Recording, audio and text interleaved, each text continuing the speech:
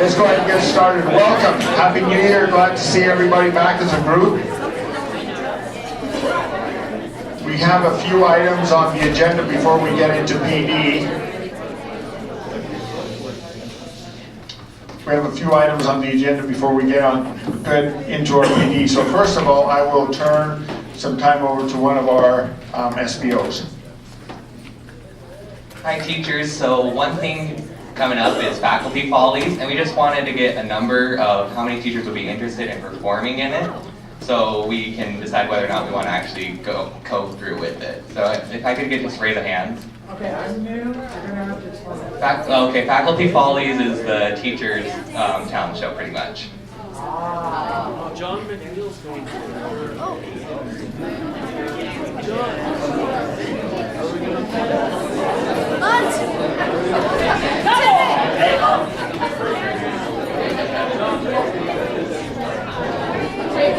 Thank you guys. Yeah. If you all have Miss Brown send out a link with a Google form so you guys can sign up, and then we'll send more communications through that. Thank you guys. Mr. Timothy.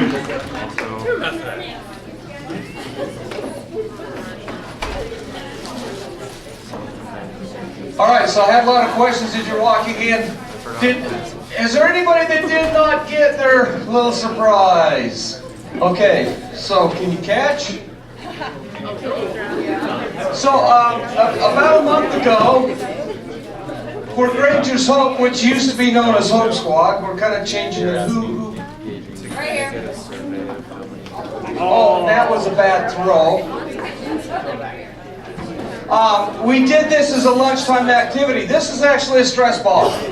And I've noticed that a lot of you are like, what is this? Well, I'll tell you, and everybody's doing this. And no, it's not dog poo. It's just, it's just rice. And we just used a bottle and we filled it. So anyway, we did this as a lunchtime activity. We gave them out to kids, and it was kind of fun. As we talked about this as Granger's Hope, we really liked the response we got from it, and we had a little bit extra rice and some extra balloons. And the kids thought, you know what, let's make these for all the teachers and give them out at the end of the quarter when we're all stressed, when land school goes down, when we're trying to give the stupid kids more, right? No, we wouldn't, we'd have to never have. Anyway, so enjoy your stress ball, and this is a thank you from Granger's Hope because they really appreciate everything that we do. Thanks.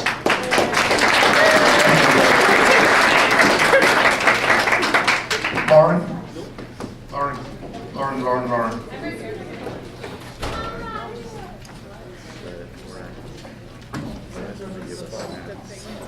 Hi, hopefully you got my email yesterday and it didn't go to junk or you didn't mark as unread forever. We are getting Burger King they have sponsored our breakfast on Friday. It should be ready by 7:10 a.m. So when you come in, you can either mingle and sit at the tables, or you can take it into the PD. But yep, that's just from Granite Education Foundation. Thank you.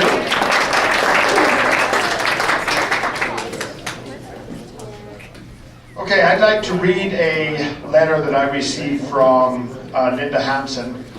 Our graduation rates were released about a few weeks ago. And it said, Dr. Dunn, congratulations on Granger's graduation rates. I am thrilled that they are going up. Thank you very much for your hard work and the work of your educators and staff. You are truly making a difference. Would you please pass on my thanks to all of them as well? She is a Utah State Board of Education member. So for her to take the time to realize what the work is that we're all doing here at the school was pretty impressive. We moved up from about a 77.9, actually, sorry, it was about a 77.3 to a 79, about 79.5. So round of applause for that. That is great work. That is great work that is happening, and I noticed at the state level that our graduation rate continues to go up. So I certainly appreciate it, and it's nice that we ended up getting recognized from the state office as well. All right, our next, we're going to have an activity. We're going to do a little activity. We're going to talk a little bit about, where'd the clicker go now? Talk a little bit about phobias. Trypanophobia. What is trypanophobia? Fear of needle. I have trypanophobia. Okay? That is a big fear of mine. And we all have different types of phobias. I need you, by yourself, okay, by yourself to see how many of these phobias you can figure out. The next slide is going to have a whole list of them. I need you to write them down on a piece of paper, not with your partner at this point, not with anybody else. Keep your eyes on your own piece of paper. Okay? Here they are. Should be quiet. Take the next few minutes to write down which ones you know the definition to.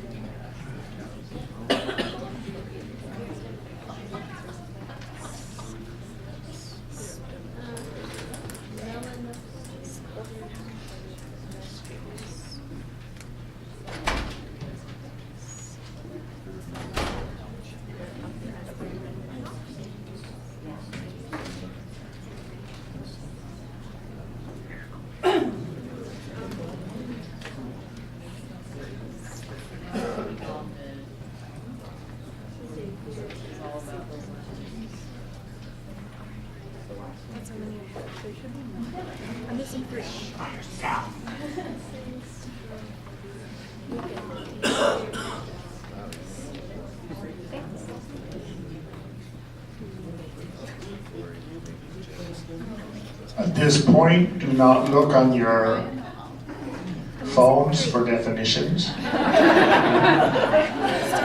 not use your phone. I was looking at the time. Right next to the word demophobia.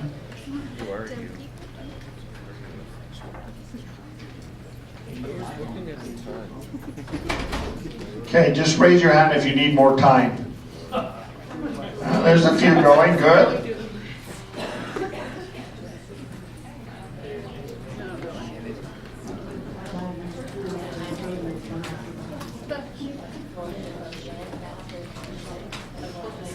By the way, the price for this is pretty good. It's a jar of spiders. It's a jar of That's possible. We bought it. Well, within range of what you think that probably means.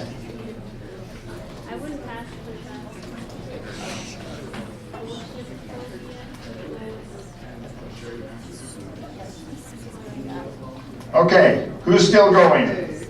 1, 2, 3, 4, 5 still going. Good. The network's slow on their phone.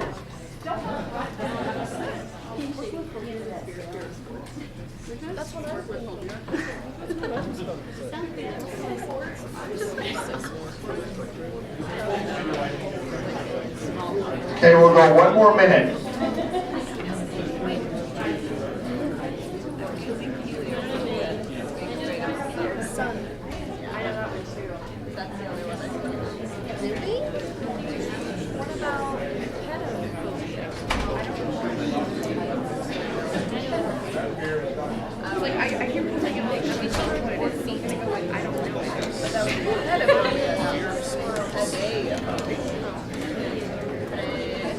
Okay, pass your list to a partner next to you.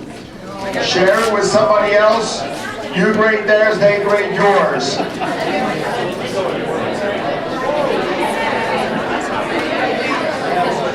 All right, here we go. Agoraphobia. The fear of open space.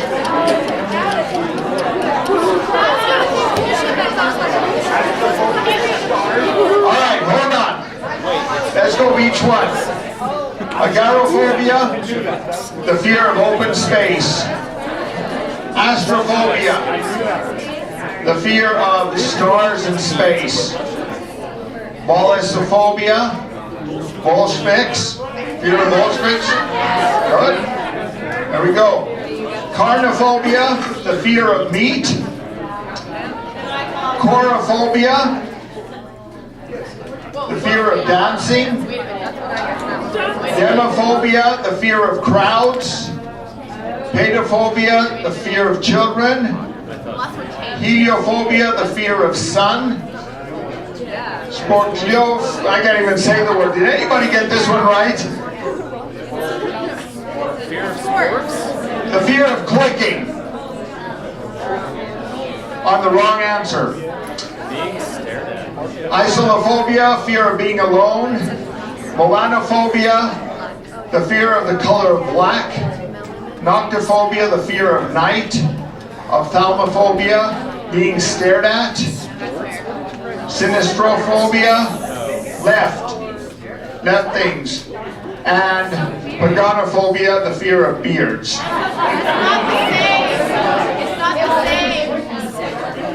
Oh, there's one more. Sad. Yeah, there it is. The fear of witches. Okay,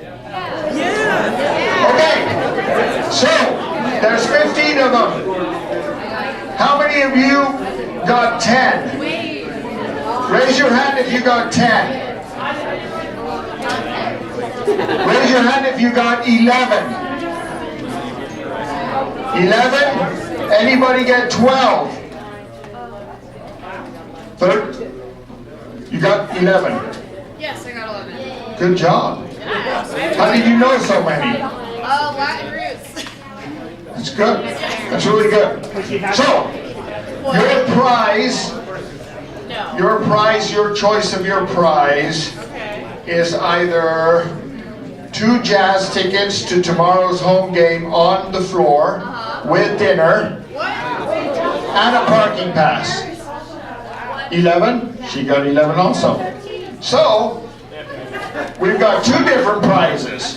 So if you can't agree, then we've got to figure out which ones. I have 2 ski passes to Snowbird, and I have 2 passes to the tomorrow night's jazz game on the floor. Not on the floor, on row 1, with a parking pass, and it has dinner with it. So, which one would you be interested in? How to do a spelling bee? Which one would you be interested in? You can't sell them. You can give them away to a friend. You can't sell them. That's the only condition. Probably the jazz tickets, but it's not. You want jazz tickets also? Do you want the ski tickets? Okay. Well, good job. Here are 2 ski passes.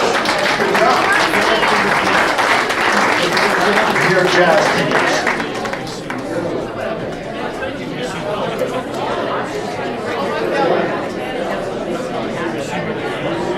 Have you ever skied? Try it. You can go twice. All right. Let's go to the next part of this. I can just have your attention. We have done and continue to do a lot in the school as far as so many different things taking place. We have Lancer Pride, we have PLC, we have ACT, we have, I mean, the list goes on. There's now EOA. There's so many different things that happen in our school. And there's so many great things that are happening in our school. from so many areas within our school. And sometimes I feel, and sometimes I get the sense that I feel it from you as well, with so many different things going on, what are the most important things? And everything's important. Everything's important. Just like when you teach, everything you teach is important, but you have to find those things that you feel are a little more important. Well, within our faculty, when in a school our size, we're doing so many different things, and again, there's so many great things that we're doing. It shows in our graduation rate. That is probably one of the big indicators from the state level, from the district, that they're always looking at. Are we getting more of our kids to graduate? And how are we doing that? Well, we're doing that in so many different ways. We're doing that through building relationships, through mentoring, through PLC work, through interventions. All these different things are making our school a great place. And it's a tribute to the work that you're doing. But sometimes when we're doing so many different things, it also feels like, well, what direction and what is really the most important thing? And while we can list 50 different things, and they're all good, there's also that concern of what do we identify as something important that we need to all understand that we're working towards, or 1 or 2 or 3 or 4 or 5 different things instead of 50 different things. So we had a group of teachers that went to a PLC conference and an RTI conference in, I think it was October, November. And the teachers who came back from RTI came back really, really excited about some of the ideas that they heard in that conference. And they have continually met regularly to talk about how can we infuse those things within our faculty. How can we find a road that takes us more in one direction instead of so many different directions so we can be more effective.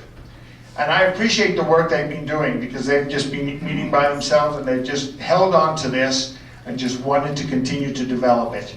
A group of teachers who went to the PLC conference have been part of that as well. So today, and part of the reflection of all of this is also with PD.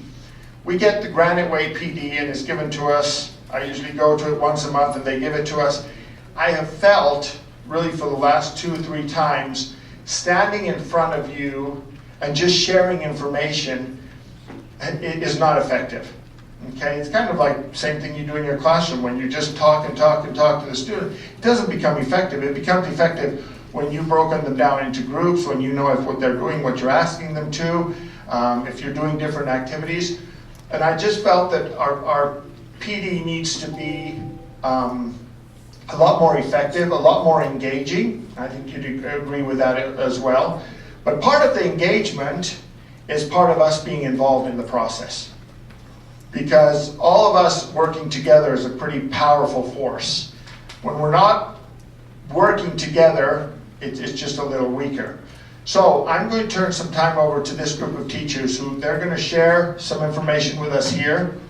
And then after we'll find a break when they get through the information here, we'll head down to the commons area where everybody's in different groups. There's some food, there's some treats there, and we'll continue the work. But this, I want this to kind of be the beginning of the way we look at doing PD, where all of us are more engaged instead of just giving information out. So, with that said, I will pass the time and pass the microphone over to a member of the RTI group. Sarah, you go first. Is Sarah coming, or all of them are coming down?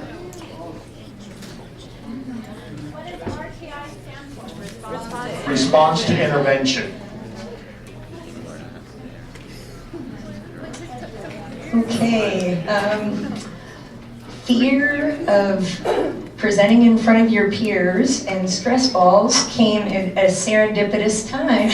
So, but we're very excited to present this to you, and we hope that we hope everybody is going to get excited too, because it's all about you being a part of it, all of us being a part of it together. So these are our takeaways from the response to intervention training, and we're all going to present a little bit of a piece of it. So we can go to the first slide there. Okay, so the objective of our PD, which is kind of neat, by the way, it was really a neat opportunity to be able to be a part of our actual professional development rather than it coming from outside of the school. So we're really excited that we can be a part of this with you. The objective for the PD today is to introduce the idea of a Granger guiding coalition and task forces that we're going to form and we'll come up with together. The purpose of the guiding coalition and the task forces are to do some things that will help us be the most effective and happy, well-running school as we can, and that is to utilize the faculty voice, make sure everybody's heard, and we can create more effective operations, improve communication throughout the school, move away from the one-room schoolhouse. I think, you know, a lot of people have great ideas and thoughts, but they're keeping it to themselves, or they're operating in their singular fashion, when really we all have things to contribute to the greater good. Build community and create the school that we want to have, all of us together. So looking at the schools that we want to have, I'm ready for the next one. Last time we had PD, we did the snowball effect, and you guys answered some questions.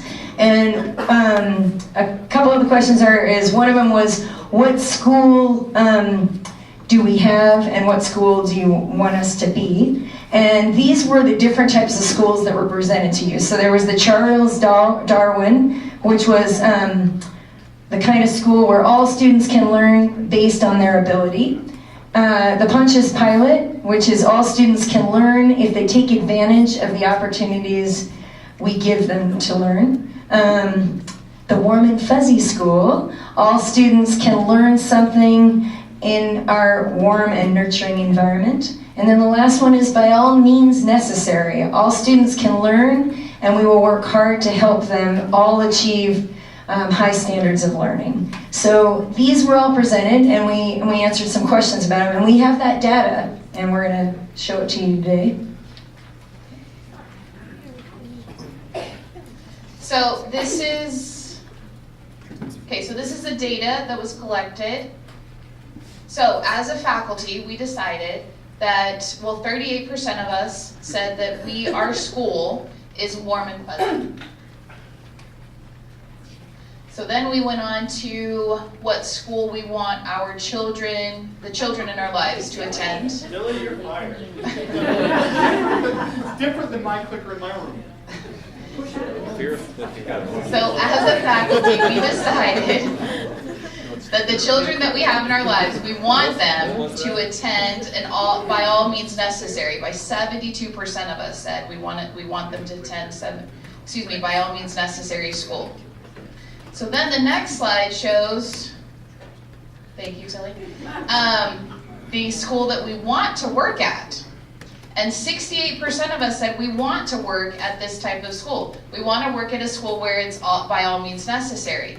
So let's go on to the next slide. Getting ahead of myself a little bit. Okay, so with just an elbow partner, just discuss, we're going to give you about 10 seconds or something quick. Just really quickly, what does this mean? What are the benefits of working at by all means necessary school? And then the second thing that you are going to discuss, excuse me, my son is coming out. What are the benefits of attending by all means necessary school? So one is you as a teacher working here, and then the other one is in the role of a student. So we'll give you a couple minutes just to talk with your partner. What are the benefits?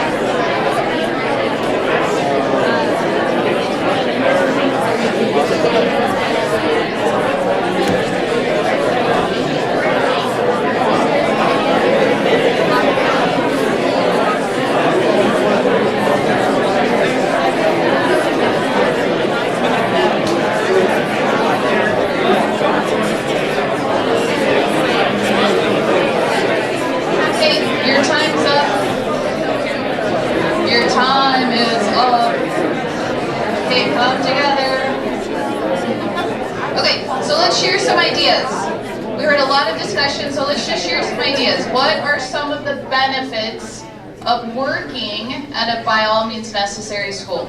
What are some benefits? Terry? We have the resources that we need. The resources that we need. Great. Anything else, John? I'm only calling on people I know their names. John? What did you guys discuss? Everybody's on the same page, working for the same goal. I love that. Everybody is on the same page. We all have the same goal in mind. Awesome. Thank you. Anybody else want to share real quick? Yes. I do think that if we're effective at this, the students feel that, and there's more of a sense of teamwork. Great. There's teamwork and there's more cohesion within the school. And the kids know that, right? Okay, great. Really quick, what are some benefits of, a student's point of view, what are some benefits of attending a by all means necessary school? Yes. Everybody's invested in their success. Thank you. Yeah. My teacher will do everything for me and I'll just get it passed. I don't. Nah, okay, we'll come back to that a little bit later. That's good. That's good feedback, but let's go back to that. It was my level of achieving, so it's not just pass. That all means necessary is that all the things will be provided so that all kids can pass at a high level. Not that we're doing the work for them and just passing, because that's a little more fuzzy. Exactly. So we're gonna. And we'll come back to that a little bit later because those are definite concerns. Somebody, yeah. Like especially at like our school, I feel like a lot of our students have a lot going on in their lives, and sometimes they just need a little extra. You know? They need an adult that's going to help them, that knows the system, if you will. Yeah, Alyssa. I feel like the hope would be that they learn how to succeed. Great, that we can help them learn how to succeed and to feel successful in school. And then, which of course will continue on to the rest. Yeah, last one.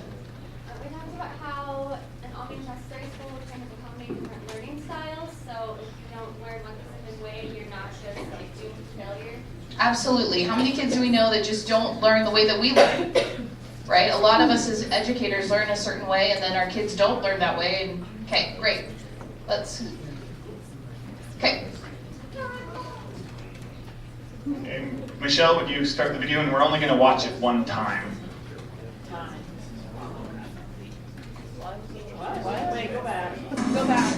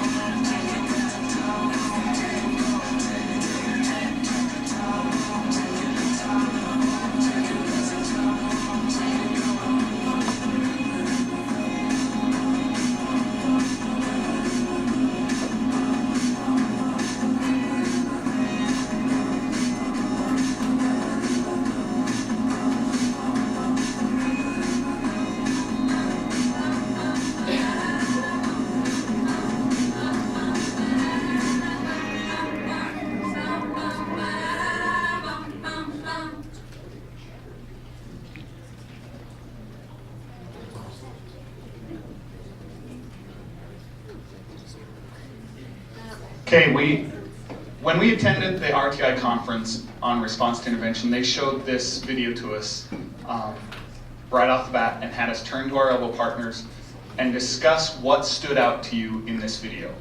So would you take 1 minute, I'll time it, turn to your elbow partner again and discuss what you noticed in this video and what stood out to you.